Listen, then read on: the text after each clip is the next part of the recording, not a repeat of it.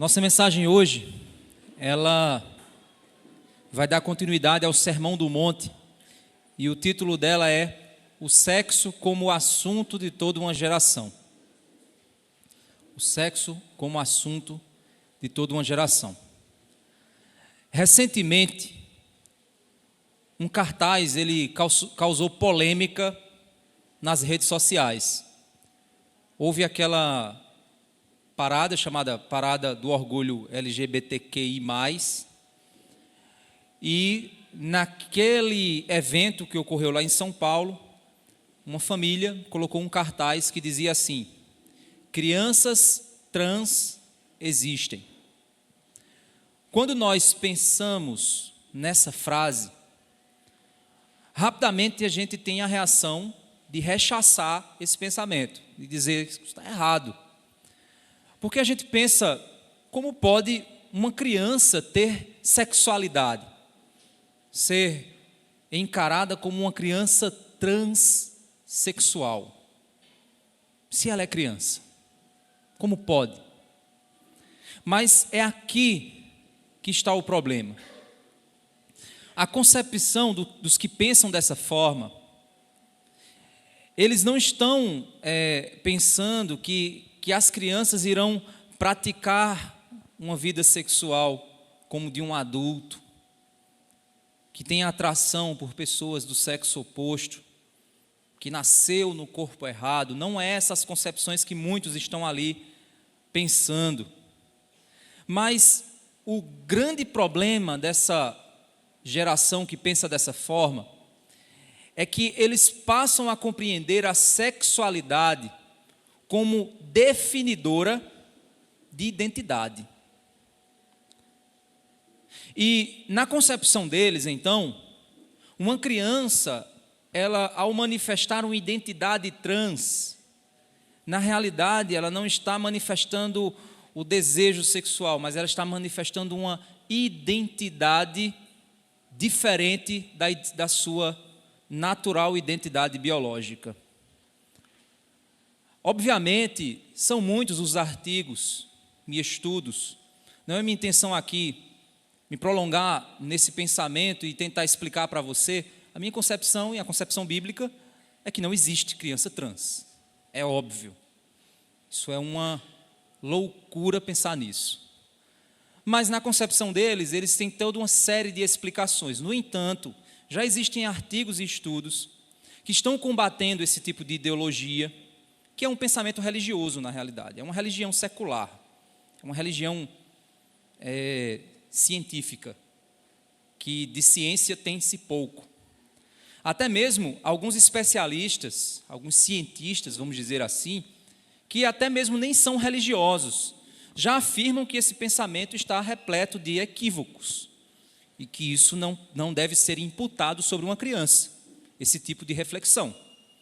Isso, na realidade, trata-se de pensamentos de adultos que, para explicar os seus dilemas emocionais, levam até as crianças temas que as crianças não deveriam estar em nenhum momento pensando ou duvidando. Mas por que a gente está discutindo esse tipo de coisa no mundo de hoje? Irmãos, nós vivemos em uma era que a gente, dentro da teologia, é compreendida como a era da idolatria sexual. A nossa sociedade atualmente é fruto dos, entre aspas, avanços promovidos na década de 60 com a conhecida Revolução Sexual. Em 1960 existia aquele jargão sexo, drogas e rock and roll. Esses chamados avanços, como na música famosa dos Beatles, faça amor e não faça guerra, levaram a dimensão do sexo a uma esfera de importância que não é aquilo para o qual Deus criou essa dimensão da vida. Eles levaram a dimensão da sexualidade à esfera da identidade humana, de definição de quem somos. Então, para saber quem somos, nós olhamos para a nossa sexualidade, e essa é a base do que somos. Isso é Para muitos isso é um avanço, mas não é um avanço. O problema não se restringe somente a isso, meus irmãos. Porque a revolução sexual, ela não está ali para promover apenas uma questão de identidade de gênero, ideologias desse tipo. Mas tudo começou com um mero incentivo de um estilo de vida de livre manifestação do sexo. Desde filmes, conversas, músicas, roupas. E então o sexo se tornou o tema central do empoderamento e da liberdade humana. Quer ser livre? Faça muito sexo. Quer ser poderoso? Faça tudo o que você quiser. A moda hoje, irmãos, ela representa muito disso. A nossa mente, ela já foi contaminada em muitas percepções. Nós estamos contaminados com uma geração adoecida sexualmente. Nós, mesmo que não queiramos, as nossas percepções estão embotadas. O nosso cérebro está contaminado. Nós estamos repletos de percepções equivocadas do que é sexualidade. Nós deixamos de compreender o que Deus criou, como Deus criou, para ser bênção em uma área da nossa vida. Mas que por causa do pecado, esse assunto tem destruído muitas pessoas e levado muitos outros à corrupção. Os 10 mandamentos, eles tratam sobre essa área também da vida. O conhecido 7º mandamento é aquele mandamento: não adulterarás. Ele vem logo após os mandamentos, os 4 primeiros mandamentos que falam a respeito do meu relacionamento com Deus. Depois, o 5º mandamento que fala sobre a honra que eu devo dar aos representantes de Deus na minha vida, no processo de minha formação, que são os meus pais. Depois, vem o 6º mandamento que fala sobre a dignidade da vida humana. Você não tem autoridade para tirar a vida de outro, não matarás. E agora, o 7º mandamento, não adulterarás. Eu sou chamado a pensar sobre o compromisso da aliança do casamento, que é o caminho criado por Deus para a formação da família. O propósito criacional de Deus é a família, e por meio da família, Deus forma o caráter humano. Esse é o propósito de Deus. Deus agora nos mostra que o casamento é uma aliança exclusiva e que deve ser respeitada diante dele e dos homens. É a partir dessa aliança que surge a família, e a família é o centro de formação moral humana. O centro de formação do homem conforme imagem e semelhança de Deus. É por isso que o apóstolo Paulo, ele nos diz lá em Hebreus capítulo... Paulo não, o autor de Hebreus. Lá em Hebreus capítulo 13, verso 4. Digno de honra entre todos seja o matrimônio, bem como o leito conjugal sem mácula. Mas Deus julgará os impuros e os adúlteros. Vou repetir. Digno de honra entre todos seja o matrimônio, bem como o leito conjugal sem mancha, um leito sem podridão, uma cama do casal sem podridão, sem imoralidade. Porque Deus julgará os impuros e os adúlteros. Os impuros, porque impureza significa um coração sujo diante de concepções sexuais, e adúltero, que é aquela pessoa que não respeita o vínculo sexual que ocorre, o vínculo do casamento, onde o sexo ocorre dentro desse vínculo. É o adúltero, Deus julgará. É importante nós lembrarmos que, apesar de que o casamento ele deve ser honrado e ele deve ser visto no meio da comunidade como algo a ser valorizado, nós precisamos entender que nem todo mundo foi chamado ao casamento. Certo? Isso é importante demais. Porque às vezes, dentro da comunidade, a gente parece tratar como cidadãos de segunda classe as pessoas que não são casadas. Isso não está correto. Nós devemos honrar o casamento, mas nós não devemos desprezar os não casados. Uma coisa é honrar o casamento, valorizá-lo e incentivar a santidade no mesmo. Outra coisa é eu dignificar um ser humano casado em detrimento a outro não casado. Lá em 1 Coríntios capítulo 7, do verso 7 ao 9, o apóstolo Paulo diz assim, agora é Paulo: gostaria que todos os homens fossem como eu. No entanto, Paulo, vocês sabem que ele era celibatário, né? Paulo ele não era casado. No entanto, cada um tem de Deus o seu próprio dom. Paulo está considerando o celibato um dom, dado por Deus. Um, na verdade, de um modo, outro de outro. E aos solteiros e às viúvas, digo que lhes seria bom se permanecessem no estado que eu também vivo, que ele optou por não casar. Mas, se não conseguem se dominar, aí ele está falando sobre desejo sexual, que se casem, porque é melhor casar do que arder em desejos. E em outras traduções ele disse abrasar-se.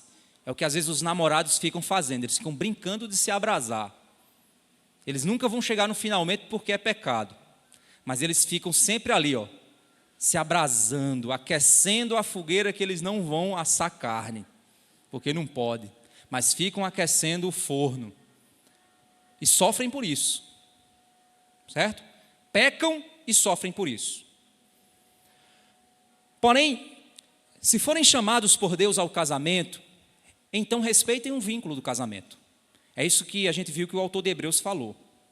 Todos os casados ou não, em comunidade, precisam honrar o matrimônio, incentivar a santidade do leito do casamento, pois é desse núcleo que vem uma sociedade saudável.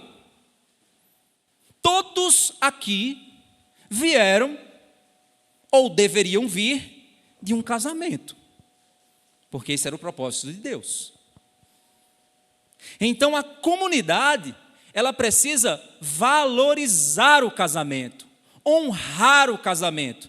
O casamento não pode ser diluído, ele deve ser honrado, mas não é somente assinar um papel, não é somente fazer uma cerimônia caríssima, ele deve ser honrado como um vínculo santo na presença de Deus, com jovens que buscam a santidade antes do casamento e depois do casamento. E a comunidade deve valorizar isso, incentivar isso, incentivar os jovens a casar de modo santo e os casados também viverem de modo santo. Das várias leis que regulavam esse tópico a respeito do adultério, vocês lembram que eu falei que são 613 leis distribuídas, divididas em 10 tópicos, que são os 10 mandamentos. No tópico 7, que é não adulterarás, das leis que afirmam a respeito da prática do que seria a lei contra o adultério, existe uma lei que fala especificamente do adultério em si, ou seja, do casal casado e da pessoa casada que mantém relações fora do casamento. Das várias leis que regulavam a Constituição Federal de Israel, porque lembre-se, Levítico é a Constituição Federal de Israel, não é a nossa Constituição Federal, por isso que a gente não está por aí apedrejando ninguém, né? Então é a Constituição Federal de Israel, da nação de Israel, quando ela foi fundada por Deus lá no Monte Sinai, certo?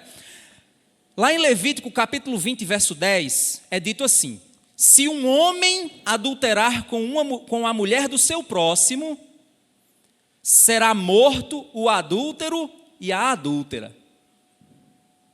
Olha o peso que é dado a esse pecado na nação de Israel.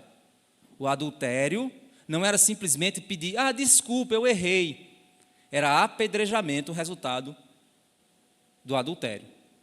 É por isso que naquele texto em que levam uma mulher adúltera para ser apedrejada, tem um bocado de homem com pedra na mão para apedrejar a mulher, não é? Cadê o adúltero? Porque a lei diz que para ela ser apedrejada, o cara que foi pego em flagrante com ela deveria ser apedrejado também. Provavelmente alguns daqueles homens ali também tinham a adulterado com aquela prostituta. E eles estavam ali querendo fazer uma justiça, uma moral, que era uma imoralidade. Por isso que Jesus vai lá e diz, atira a primeira pedra que não cometeu pecado. Provavelmente Jesus sabia que tinha ali gente que merecia pedrada também.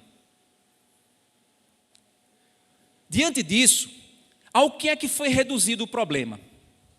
Segundo o que nós vemos Jesus apontar no Sermão do Monte, o problema foi resumido apenas ao ato externo. Vamos lá abrir nossas Bíblias em Mateus capítulo 5 e vamos olhar o verso 27. Mateus 5, 27. Jesus diz assim, vocês ouviram o que foi dito, não cometa adultério. Ou seja, não cometa, certo? Não mantenha relação sexual fora do seu casamento. Não faça isso. Ponto. Ou seja, só é você não ser pego. Só é a polícia não encontrar você. Só é não praticar o ato externo. Não é isso? Não pratique o ato externo. É como tem jovens que, para respeitar o vínculo da virgindade, eles praticam determinadas coisas, e aí dizem assim, não, mas eu ainda sou virgem, porque eu não pratiquei de determinada maneira.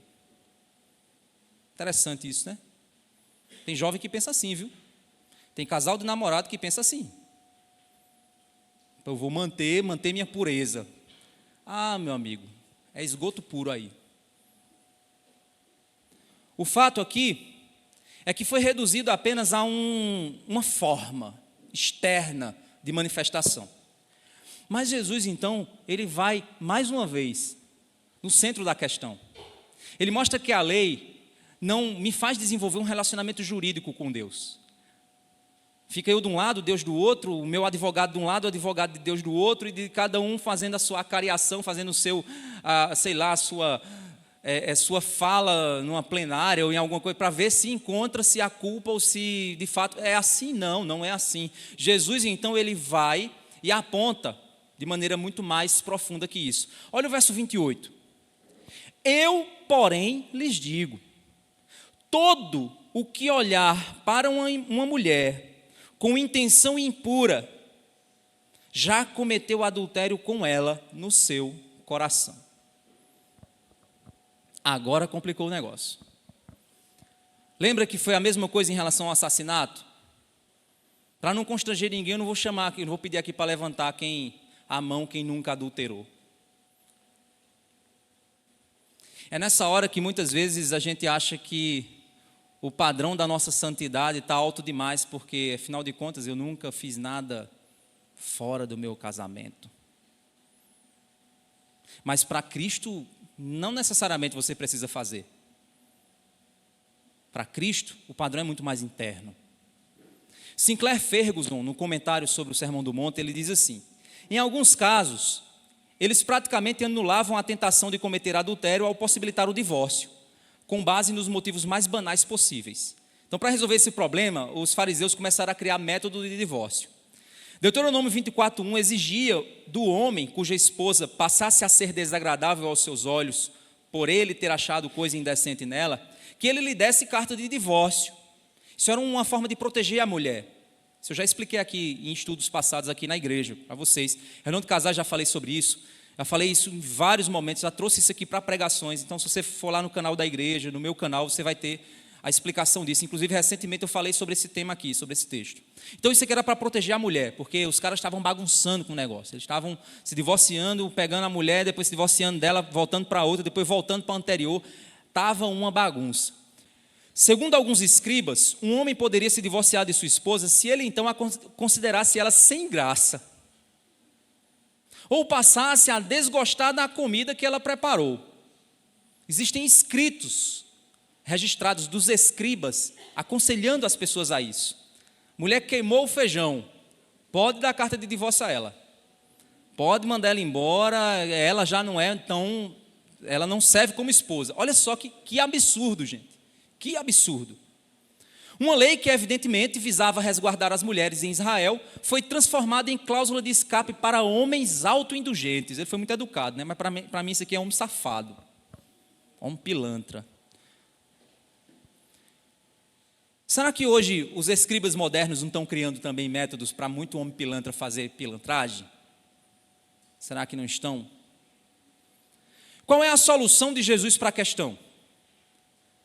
É exatamente o princípio de seguir a Jesus, negar a si mesmo. Olha só, lá em Mateus 16, do verso 23 ao verso 26, Jesus está num diálogo com Pedro. O momento de tensão está alto, Jesus está prestes a ser traído e crucificado. Então Jesus está falando para os discípulos que ele seria crucificado. E em um determinado momento, Pedro chega para Jesus e diz: não, mestre, que é isso? Não vai acontecer isso com você não, que nada, vai dar tudo certo. Afinal de contas, tu é filho de Deus. Mas Jesus, voltando-se, disse a Pedro: saia da minha frente, Satanás. Coitado de Pedro, né? Eu acho que ficou assim: ei, Jesus me chamou de Satanás. Você é para mim uma pedra de tropeço, porque não leva em consideração as coisas de Deus, e sim a dos homens. Ou seja, Satanás, você está mais preocupado com o padrão humano, com o que o ser humano quer fazer da sua vida, do que propriamente com a vontade de Deus para o ser humano. É isso que você está preocupado, Satanás. Então, para trás de mim, Satanás, porque você não quer saber das coisas de Deus. E aí Jesus disse aos discípulos: se alguém quiser vir após mim, negue-se a si mesmo. Meu irmão, sabe o que é você negar a si mesmo? É você dizer: eu não, Jesus sim. Minha vontade não, a vontade dele sim. Meu propósito não, o propósito dele sim. Meu sonho não, o sonho dele sim. Meu projeto não, o projeto dele sim. Negue-se a si mesmo. Tome a sua cruz e siga-me. Pois quem quiser salvar a sua vida, a perderá. E quem perder a vida por minha causa, esse a achará. De que adiantará uma pessoa ganhar o mundo inteiro e perder a sua alma? Ou que dará uma pessoa em troca da sua alma? É por isso, meus irmãos, que Jesus diz o que ele diz lá em Mateus 5, depois que ele diz o que é adultério de verdade, que o adultério primeiro acontece no coração, é que Jesus finaliza em Mateus 5, 29, dizendo qual é a solução. 5, 29, vamos voltar para lá. Se o seu olho direito leva você a tropeçar, arranque-o e jogue-o fora. Olha só, gente, que coisa radical. Eu nunca esqueci, irmãos, isso foi real, viu? De uma igreja há muitos anos atrás, eu era criança, e eu estava assistindo um programa que muitos de vocês já devem ter assistido há muitos anos atrás, o programa do Ratinho. Não é o de hoje não, é aquele programa lá de trás, muitos anos atrás, que ele batia eu não sei se ele ainda bate aquele negócio o cacetete, né, mas eu nunca esqueci de uma reportagem, e aquilo assim me chocou. Na época eu não era cristão, não era crente, era jovem, e eu fiquei com medo de igreja evangélica por causa dessa reportagem. Tinha um jovem que estava nessas igrejazinhas de bairro, e o pastor estava pregando esse texto. E o jovem, ele estava sentado numa cadeira, e na frente dele tinha uma irmã com uma roupa inadequada. E aquele jovem, ao observar aquela roupa inadequada, ele teve uma reação inadequada do seu corpo. O resultado, ele chegou em casa, gente, e fez uma operação, uma cirurgia nele mesmo. E a mãe ficou desesperada. E aí o que foi que eles fizeram? Eles congelaram, e buscaram uma cirurgia para ver se poderia repor. Infelizmente, o dano tinha sido, e não dava para se repor. Olha que loucura. Será que Jesus está mandando a gente fazer isso? Arrancar os olhos da gente, torar a mão da gente? É isso? Se fosse assim, gente, a gente vai entrar sem nada no céu, né? Tudo cotoco assim, sem braço, sem mão, sem pé, não, sem língua porque fala besteira, sem orelha porque está ouvindo música que não presta, sem olho porque está olhando para o que não deve. Será que é isso que Jesus está dizendo? Não, Jesus aqui está utilizando um recurso linguístico, eu esqueci o nome dele agora, mas que quem tiver aí, que é o exagero. Hipérbole, isso mesmo, obrigado.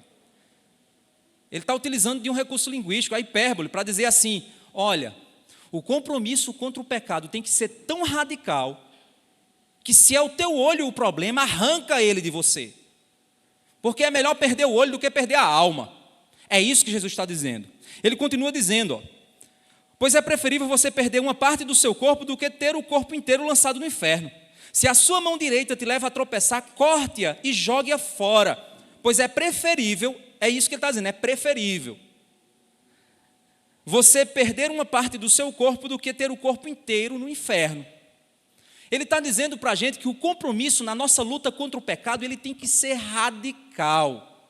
Meu querido jovem, meu querido homem, você que está aqui, e tem conta no TikTok, pelo amor de Deus, arruma outra coisa da sua vida. Para que é aquela coisa? A gente sabe, meu irmão, que ambiente é aquele ali. Aquele, eu acho que é... Não cortar meus coisas, né? Cortar a transmissão. Kuai, pelo amor de Deus, eu vou ganhar dinheiro assistindo o vídeo. Deixa de ser mané, rapaz. Vai ganhar dinheiro com outras coisas na tua vida. Vai arrumar emprego. Aí fica mandando um bocado de vídeo velho, nojento, de uma mulher fazendo umas nojentezas, e tu lá olhando, feito mané. E a baba descendo, e você cultivando no seu coração o adultério. Sabe o que é que Jesus está dizendo? Se o Kuai te faz pecar, desloga a conta. Se o TikTok te faz pecar, desinstala do teu celular. Se o Instagram te faz pecar, desfaz a tua conta. E é interessante que a gente está hoje tão contaminado que nem isso a gente está querendo fazer. Aí você diz, pastor, então eu vou ter que desinstalar. Não, meu amigo, simplesmente faça o seguinte, aprenda a usar. E se está te prejudicando, pare de usar. Se você não sabe usar, não use. É igual se você não sabe dirigir, não pega um carro. Você vai morrer e vai matar gente. Então, se determinados aplicativos e tecnologias você não é capaz, não tem maturidade, não tem capacidade, então não use.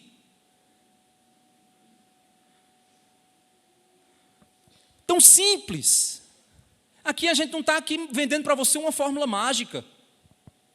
Mas eu digo a vocês, meus irmãos, que a pornografia hoje ela está muito mais presente do que você imagina.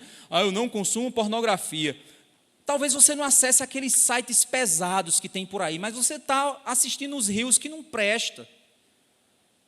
Deixa eu dar uma dica para você, uma dica para os pais. Entra lá no Instagram do seu filho, e vai na aba pesquisar. O tipo de vídeo que aparece naquela pesquisa ali é exatamente o tipo que o algoritmo leu do consumo do teu filho. É assim, gente. Se aparecer um vídeo de uma mulher fazendo um negócio lá e você assistir até o fim, o algoritmo ele vai entender que você gosta disso. E aí ele vai mandar mais. Ou seja, o alvo do algoritmo é te viciar, te destruir. Pastor, então o que é que eu faço? Pula, rápido. Você quer aprender a educar o algoritmo? Depois me procura, eu vou te ensinar a educar o algoritmo. Você vai lá, aperta, segura e diz assim, não tenho interesse. Aí o algoritmo vai dizer assim, eita, esse cara é santo. Eita, esse cara é crente. Eita, esse cara é gente boa. Eita, eu só vou mandar louvor para ele agora. É interessante, se você pega o celular de jovem, o que mais tem lá naquela aba de pesquisa é desenho japonês. Aí você vai para o de menina, é gente passando maquiagem. Aí você vai para os homens um pouco mais experientes, aí tem Bolsonaro, Lula, tem um bocado de coisa, aí é só isso. Sabe por quê? Porque o algoritmo entende que é o que você gosta, ele sabe qual é a sua idade, sua preferência, ele sabe que você é homem, ele sabe uma série de coisas. Então a gente, irmãos, está vivendo numa era em que nós estamos, é o tempo inteiro. Se você fosse um alcoólatra, era o tempo inteiro o celular oferecendo para você uma lapadinha de cana. O tempo inteiro o celular vindo com uma lapadinha, toma, e você toma e sentiu o cheiro da cana, e você vai beber, meu irmão. Então a pornografia, ela está muito mais presente na nossa vida do que você imagina. Outdoor de propagandas de ressonância magnética, tem uma mulher lá, aí você diz, o que tem a ver? Mas tem que ter a apelação para chamar a atenção. E é essa a situação que nós estamos vivendo. Então, meus irmãos, imagina, se Jesus chega para nós e diz assim, se você olhar para uma mulher com intenção impura no seu coração, você já adulterou. Imagina numa época que se esfrega o tempo inteiro na cara da gente o pecado e o sexo, o tempo inteiro, imagina.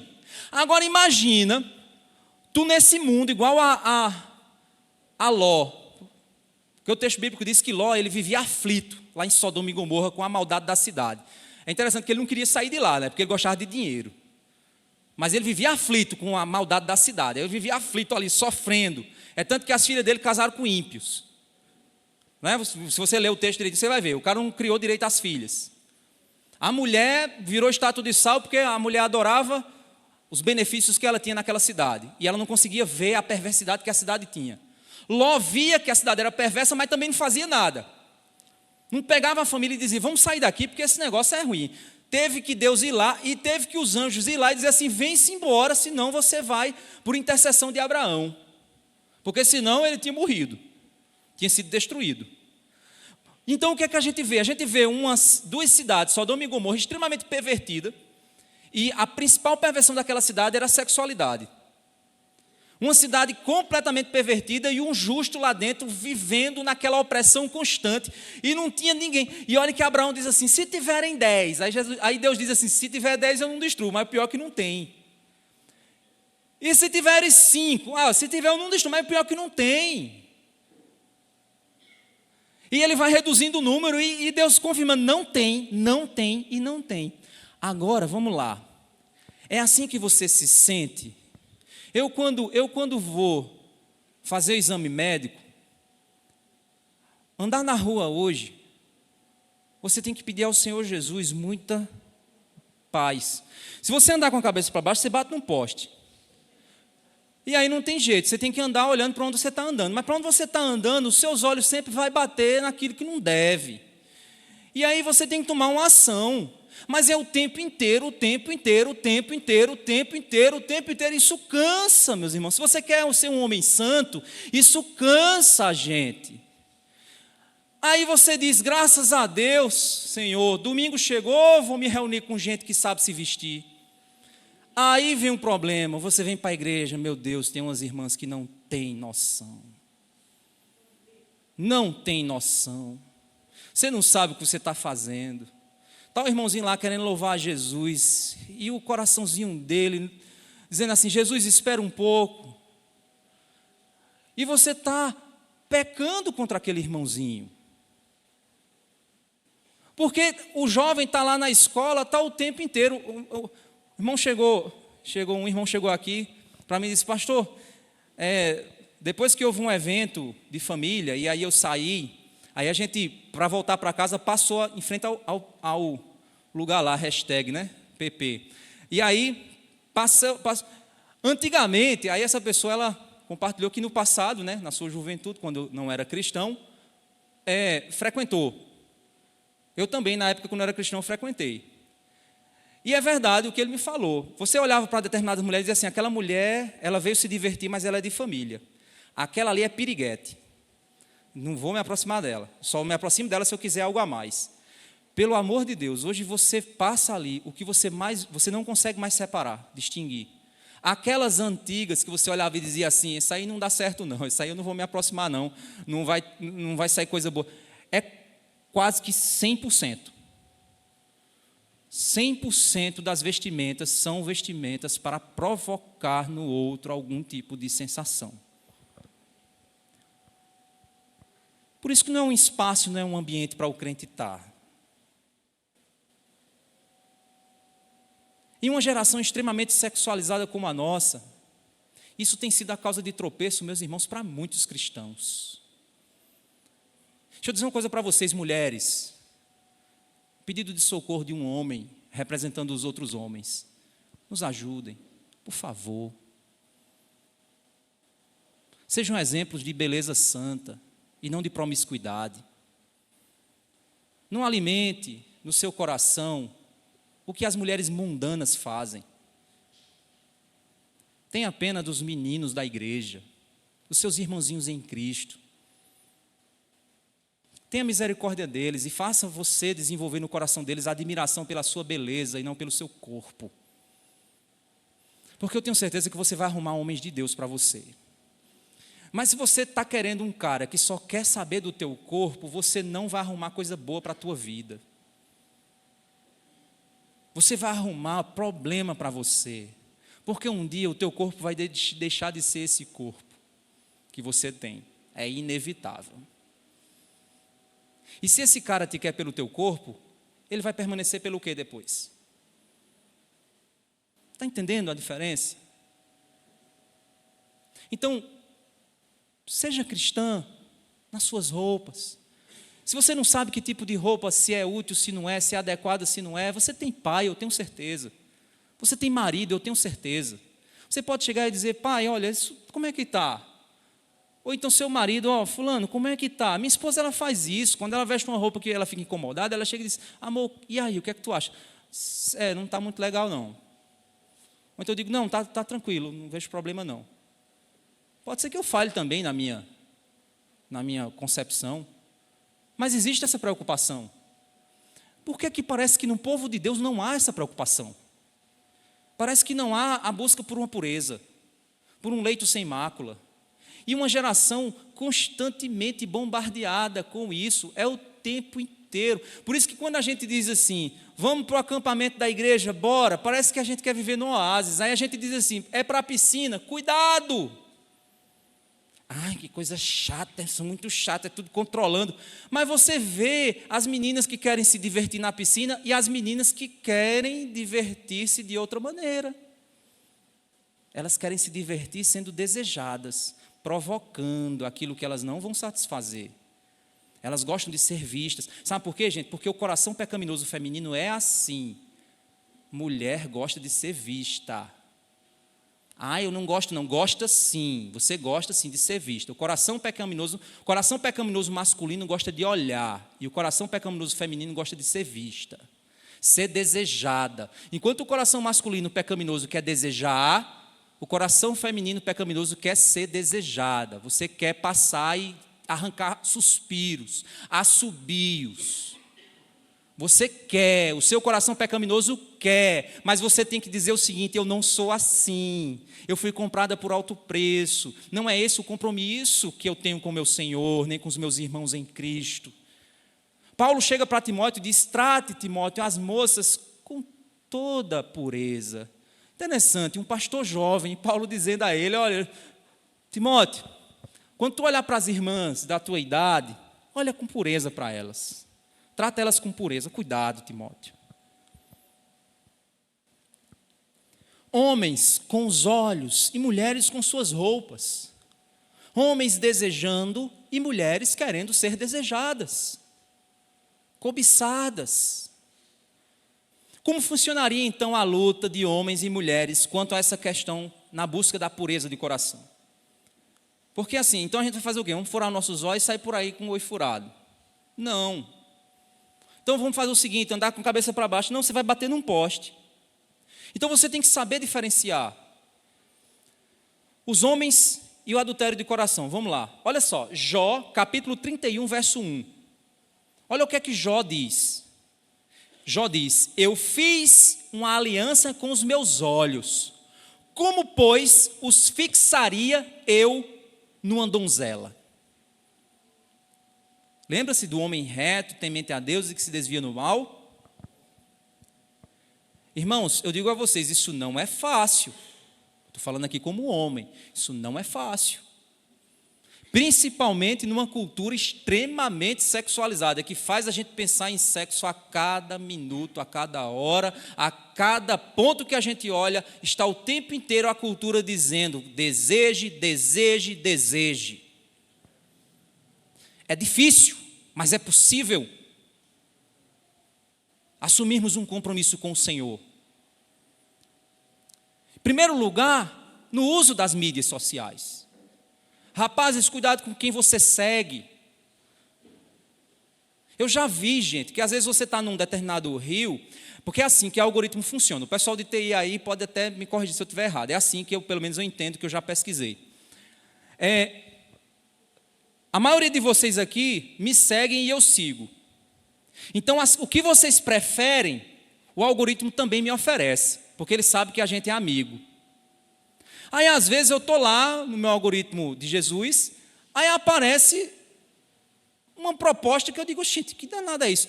Já aconteceu, aí eu disse, o que isso apareceu aqui? Aí, como eu sei do algoritmo, aí eu entrei nas curtidas. O que é que eu encontrei? Jovem da nossa igreja curtindo, a mulher lá na maior safadeza. E o carinha lá curtindo, massa, manda mais, minha querida. E aí eu entrei em contato com o carinha, disse, ei, velho, te liga, vê com quem tu está curtindo.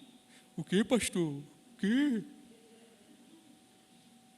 Então, olha só, eu não estou nem mandando você andar de cabeça para baixo para bater num poste na rua. Estou simplesmente dizendo a você, saiba usar o seu celular. Só isso que eu estou lhe dizendo. Ou então o conselho que Paulo dá a Timóteo, olha só. 1 Timóteo 5,2. As mulheres mais velhas tratem como mães, e as mais jovens como irmãs, com toda a pureza. Com toda a pureza. Há muitos anos atrás, já passou, viu, gente? Tinha um jovem na igreja que ia beijar a menina. Aí eu cheguei para ele e disse assim, me dê um beijo desse também. Que é isso, pastor? Eu disse, gente, não é irmã, eu sou irmão. Por que não pode? Não é verdade? Às vezes você vê uns abraços assim, você é minha irmã em Cristo. Sei que foi pago um alto preço. Não é esse o pensamento. Não é esse o pensamento. Trate com pureza. Olhe para a irmãzinha em Cristo com pureza. Vai ser fácil? Não vai. Vai vir coisa? Vai vir. Mas é possível você fazer uma aliança com o seu coração? Sim. Isso vai ser bênção na tua vida. Isso vai ser bom para você. E eu tenho certeza que as meninas vão querer. Quer dizer, boas meninas, né? Boas servas de Deus, elas vão querer rapazes que são respeitosos. Elas não vão querer galinha. Cara que, galinha gospel, né? Ela não vai querer esse tipo. Agora, uma mulher galinha gospel vai querer um cara galinha gospel, né? Porque os dois se completam. Às vezes, tem coisas que eu olho assim, aí eu vejo um casal de jovens, aí eu digo assim, a menina um exemplo, a menina é bem fiel, o menino é desmantelado. Normalmente, ela se desmantela. Aí você diz assim, poxa, o cara desmantelou ela. Não, ela sempre foi.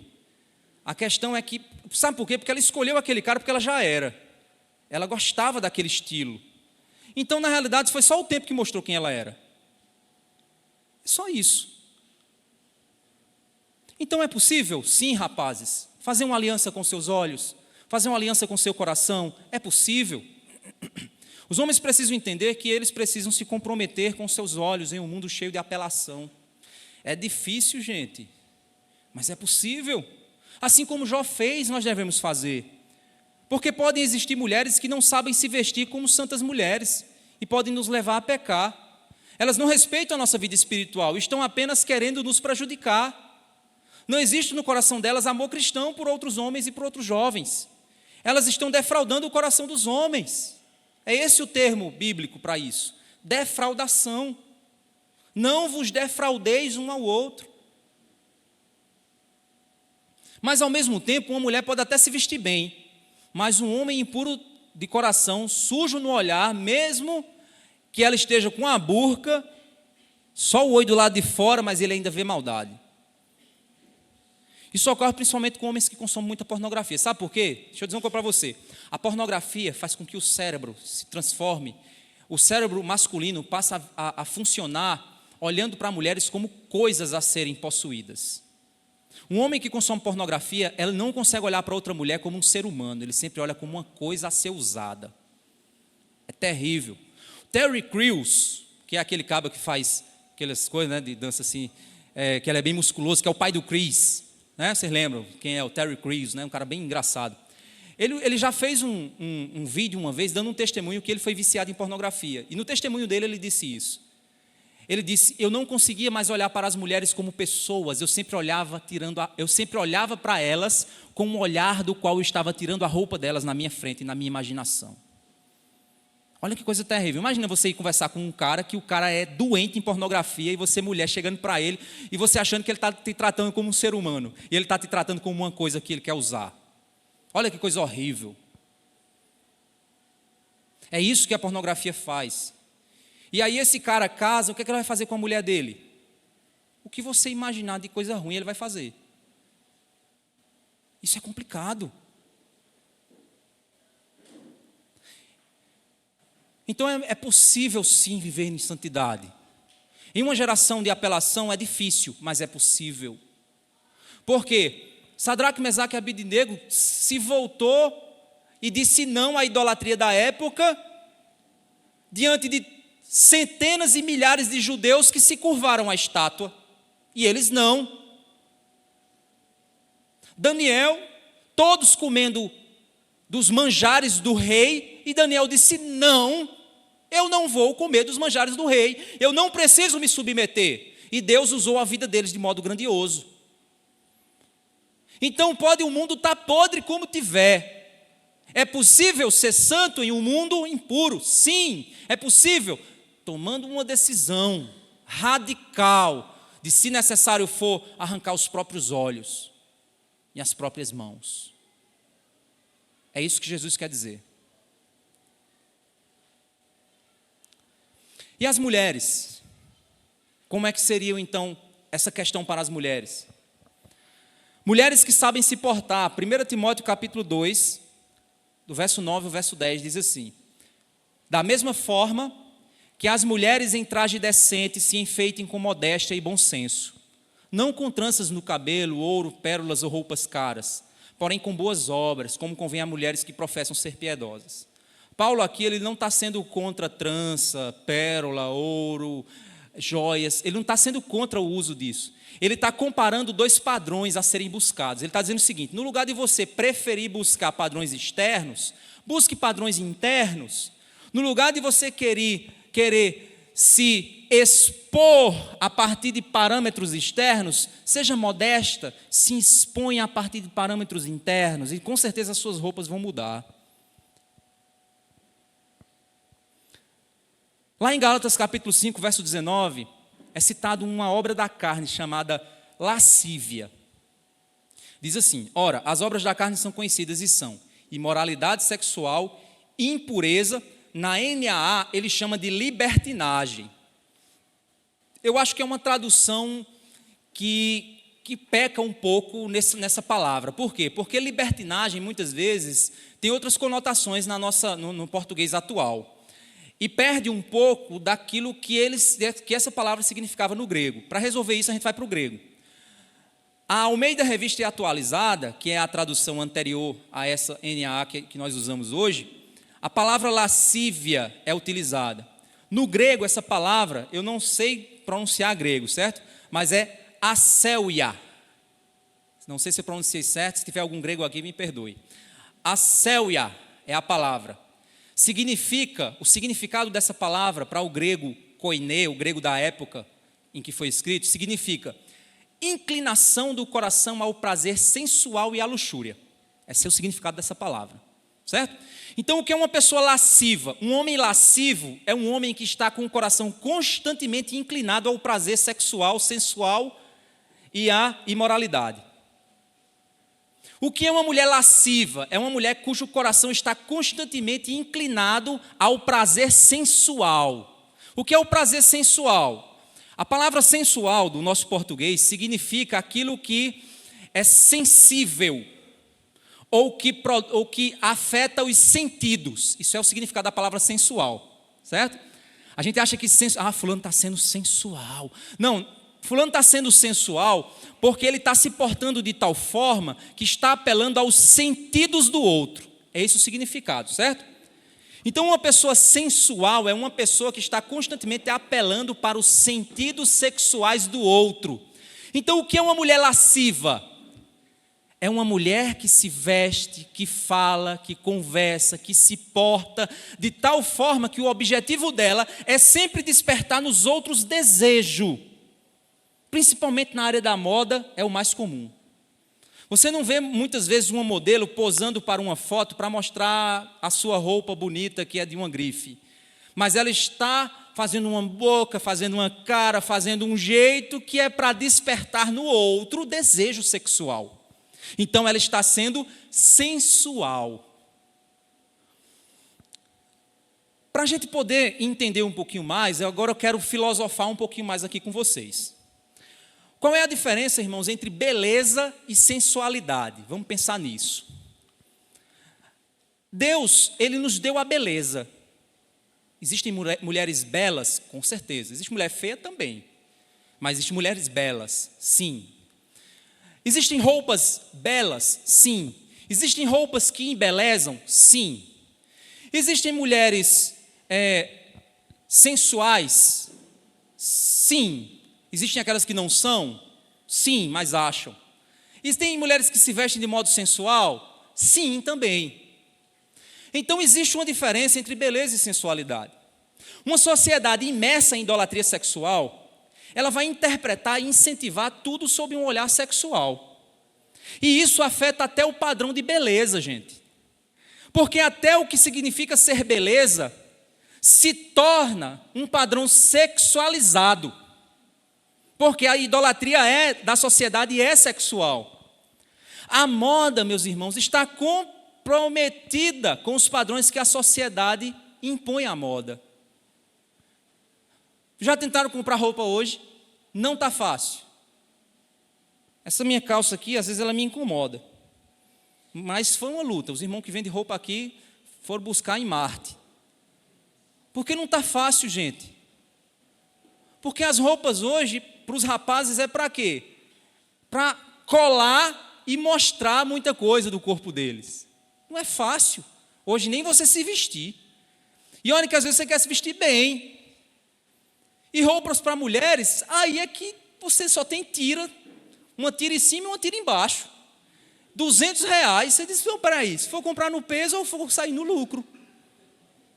Mas não é assim, porque a moda ela não está disposta a exaltar a beleza segundo o padrão de Deus, mas exaltar a sensualidade, a sexualidade. E a gente precisa ter esse pensamento. A pergunta é, nós cristãos, que padrão devemos assumir para as nossas relações e nossas roupas?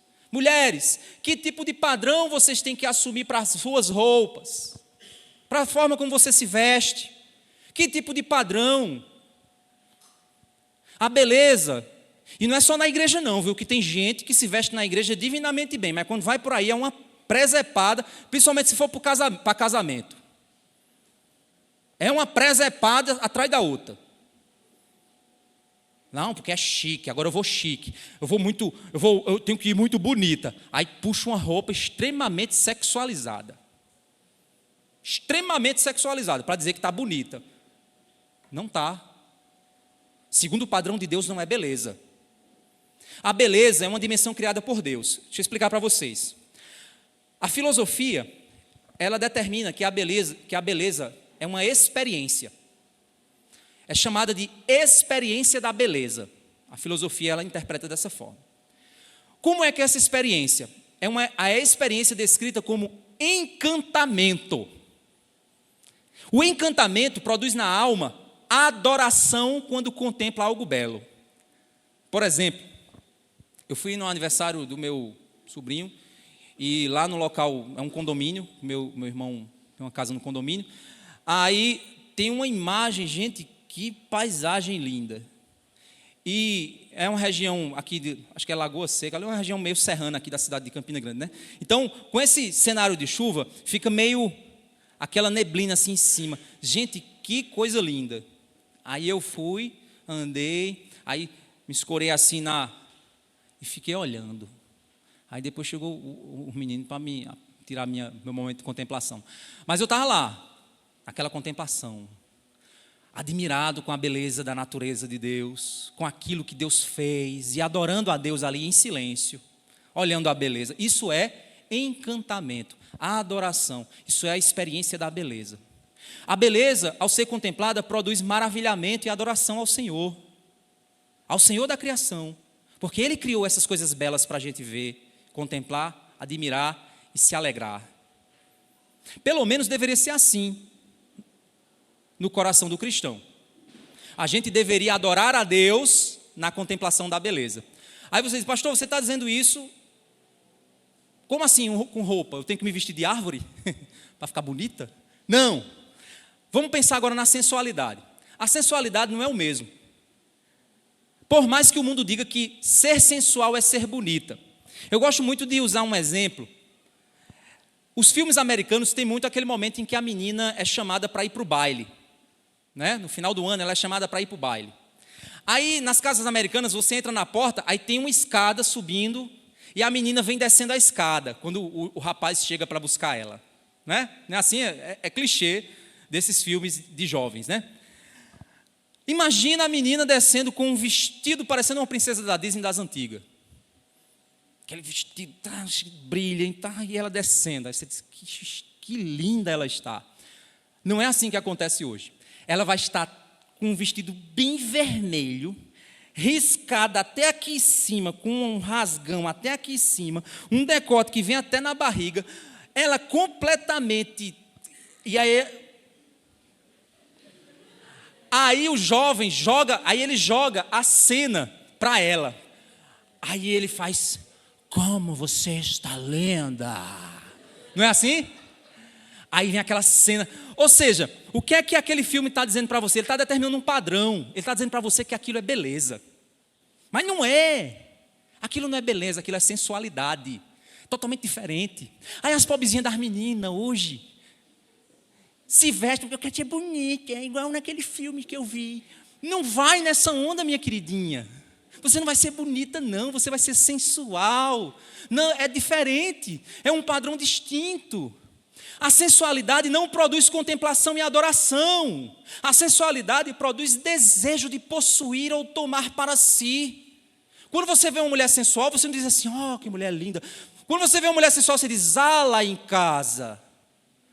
Infelizmente, essa é a realidade, gente.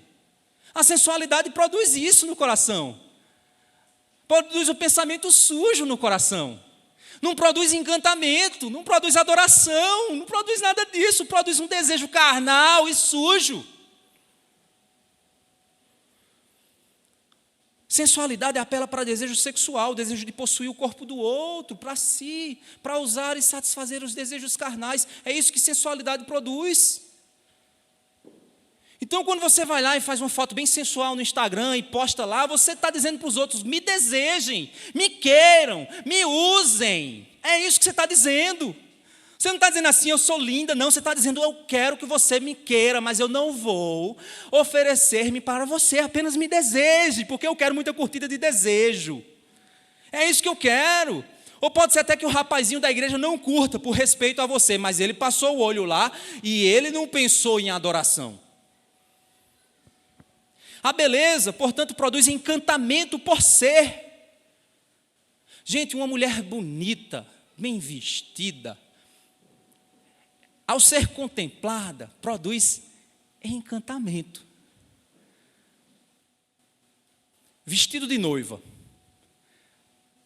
Tem uns vestidos que estão ficando cada vez piores, principalmente no decote e nas costas.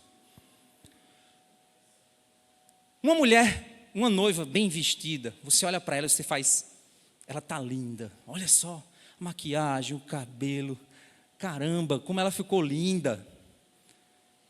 Eu já fiz casamentos aqui na igreja. Tiveram pessoas que vieram com vestidos que não produziam no meu coração encantamento. Eu fiquei com vergonha de celebrar a cerimônia olhando, ô meu irmão, fala aí para a sua digníssima que é complicado, gente. Porque diante de mim estava a exposição do corpo da pessoa. Isso não é santo, isso não é belo. Não estou dizendo que a pessoa que fez isso, ela fez porque diz, eu vou lá porque eu quero que o pastor me deseje. Não estou dizendo isso. Eu quero que as pessoas... Não, é porque às vezes não tem noção. É o chamado sem noção. Por quê? Porque é a pessoa que ela talvez ninguém falou para ela, talvez não teve um pai que ensinou, talvez não teve uma mãe que seja sábia, porque a Bíblia diz que as mulheres mais velhas ensinam as mais jovens. Talvez não tenha mulher mais velha que, pelo contrário, ensina o inverso.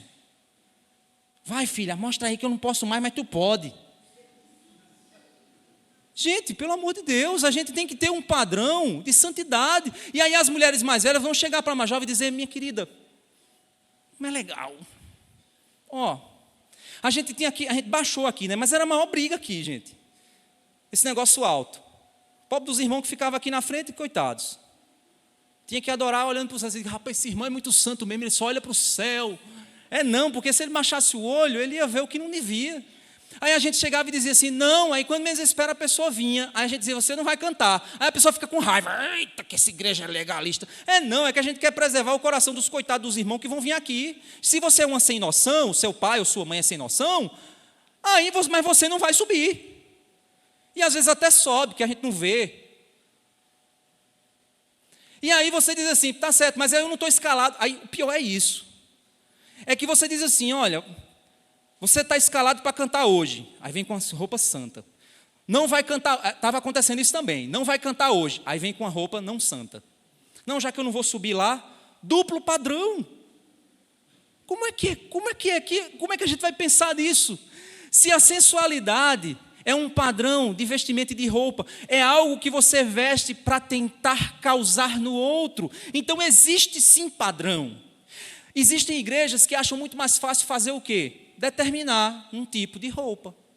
E dizer assim, se não vier com esse tipo, não é esse o caminho, gente, para a santidade. Porque aí você cai no legalismo. Então o que a gente tem que apelar é para o bom senso, é para o ensino. É para dizer assim, olha, faça uma avaliação diante do espelho. Verifique se aquela roupa foi produzida por alguém que quer apelar para a beleza ou para a sensualidade. Tem irmãs aqui na igreja que se vestem divinamente bem. Com todo respeito, são mulheres que apresentam uma beleza feminina, que admira. Tem irmãs que quando chega ali na frente, aí você olha assim e fala, rapaz, a irmã está bonita hoje. Com todo respeito. E aí aquela beleza produz na pessoa adoração. Você fala, poxa, bonito esse vestido dessa irmã. Ela se vestiu bem, isso foi legal. A sensualidade não. A sensualidade ela faz você olhar e dizer assim, se eu pudesse. Aí você fala, não, mas eu sou crente, meu Deus, é irmã, é esposa de fulano, é filha de não sei quem, meu Deus, que pensamento horrível. Ai, Jesus, aí pronto, aí você entra numa crise. Você veio para adorar a Deus e você está em crise dentro da casa de Deus. Então é óbvio que é um tema delicado, é um tema difícil. Eu confesso a vocês que era um tema que eu estava muito nervoso para trazer aqui para vocês, porque é muito delicado. Eu posso ser interpretado de muitas maneiras diferentes. Minha esposa, coitada, já caiu a boca já de tanto falar, tanto explicar, tanto de explicar para as mulheres, porque às vezes é muito mais confortável para uma mulher. Só que é interessante que quando uma mulher fala, parece que as outras ficam com raiva. Vai porque ela não quer, porque... Não sei o que é que passa na cabeça. Uma mulher bonita produz encantamento a homens e mulheres. Encantamento a homens e mulheres. Uma mulher sensual produz desejo dos homens pelo corpo que está sendo exposto.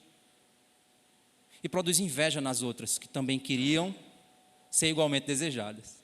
E aí ocorre um problema. A irmãzinha veio de uma maneira sensual. Aí as outras fazem, aquela irmã, ela está vindo sensual. Ela não está querendo a santidade da irmã, não, ela está com inveja da outra. Porque se ela tivesse a idade, talvez, ou a coragem que a outra está tendo, ela faria a mesma coisa. Então não é sinônimo de santidade. Está vendo como o ser humano é difícil? Está vendo como o ser humano é complexo?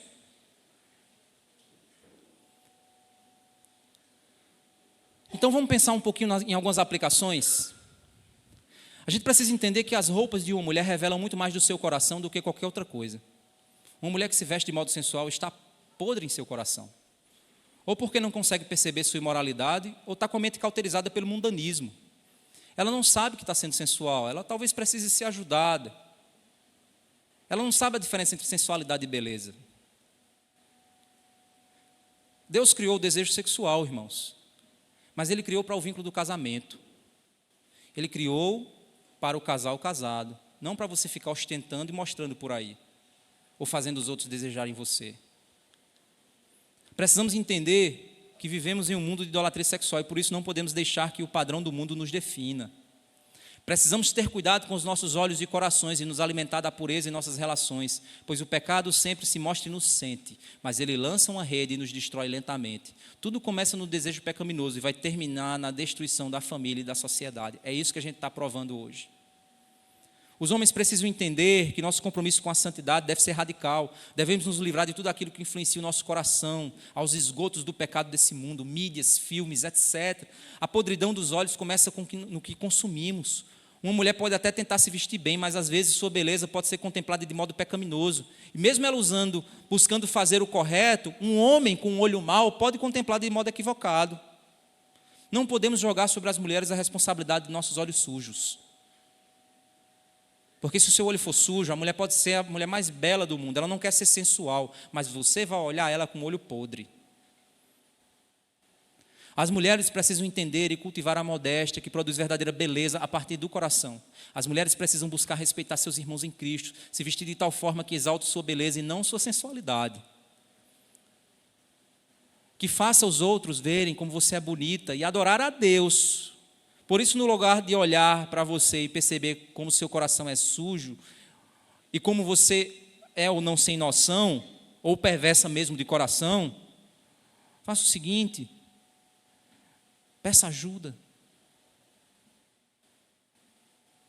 Se você for sem noção, peça conselho a seu marido. Isso não vai desmerecer você. Ah, mas é porque então ele vai dizer porque ele tem ciúme de mim, ele é ciumento. Ah, coitado, ciumento.